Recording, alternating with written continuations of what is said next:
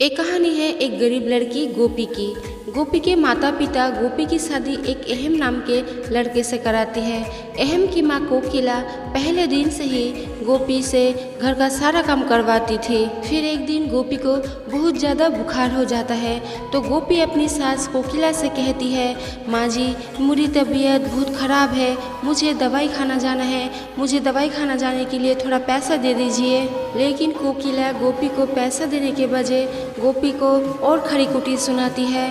फिर गोपी सब घर का काम समेटती है और फिर जाके थोड़ा आराम करती है तो उसकी सास कोकिला गोपी को आवाज़ लगाती है, अरे करम जली कहाँ मर गई, जल्दी से आ और आके मेरी पैर दबा। तो गोपी कोकिला के पास आती है और कोकिला गोपी से पूछती है, क्या कर रही थी तू? तो गोपी ने कहा कि माँ जी मेरी तबीयत बहुत ख़राब है तो मैं थोड़ा आराम कर रही थी। तो कोकिला कहती है कि क्यों तूने अपने मायके में आराम नहीं किया क्या, कि अब ससुराल में आराम का सोच रही है? तुझे हम यहाँ पर ब्याह कर इसलिए लाए हैं ताकि तू घर का सारा काम कर सके और मेरे बेटे अहम की देखभाल करे। फिर गोपी ये सारी बातें सुन के मायूस हो जाती है और अपनी सास की पैर दबाती है। फिर कोकिला ने गोपी को बाजार से सब्जी लाने को कहा तो गोपी ने कहा, माँ जी मुझे 10 रुपये और चाहिए। तो कोकिला ने पूछा, क्यों तुझे 10 रुपये क्यों चाहिए? तो गोपी ने कहा, माँ जी मेरी आज तबीयत बहुत ख़राब है तो मैं आज पैदल नहीं जा सकती, मैं कोई रिक्शा में चली जाऊंगी, तो प्लीज़ आप मुझे 10 रुपये दे दीजिए। तो इस बात पर कोकिला कहती है, क्यों पैसे क्या पेड़ पे उगते हैं कि तू मांगेगी और तुझे दे दूँगी? और तुझे पैदल जाने में अगर इतनी आपत्ति है तो तेरे बाप से कह, वो एक गाड़ी भेज देंगे तेरे लिए। फिर गोपी पैदल ही बाजार जाती है और बाजार में उसकी सहेली राशि से मुलाकात होती है। गोपी की ये हालत देख के राशि को शक हो जाता है और राशि गोपी से पूछती है, क्या बात है गोपी, तू अपने ससुराल में खुश तो है ना, तू इतना बुखार लेके बाजार क्यों आई है? फिर भावुक होकर गोपी अपनी बचपन की सहेली राशि को अपनी सास की सारी बातें सुना देती है और उससे प्रॉमिस लेती है कि वो सारी बातें वो किसी से ना कहे। तो राशि कहती है, ठीक है मैं किसी से नहीं कहूँगी, लेकिन तू अपने माता पिता से तो कह सकती है ना। तो गोपी कहती है, नहीं मैं अपने बूढ़े माँ बाप को कोई परेशानी नहीं देना चाहती।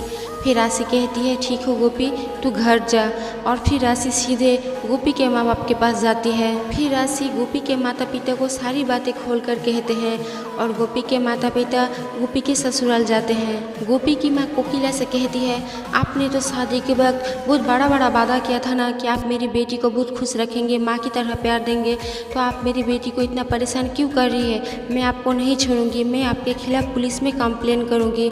और तभी वहाँ पर गोपी आ जाती है। अरे माँ आप ये सब क्या कह रही हो, मेरी सास बिल्कुल वैसी नहीं है, मेरी सास तो बहुत अच्छी है और मुझे बिल्कुल आपके जैसे ही प्यार करती है।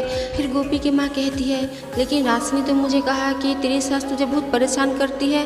तो फिर गोपी ने इस बात पे कहा कि नहीं माँ, दरअसल मेरी थोड़ी तबीयत ख़राब थी और मैं बाजार गई थी ना, इसी बात का राशि ने शायद बतंगड़ बनाया होगा। फिर गोपी की माँ कोकिला मोदी से माफ़ी मांगती है और वहाँ से चली जाती है।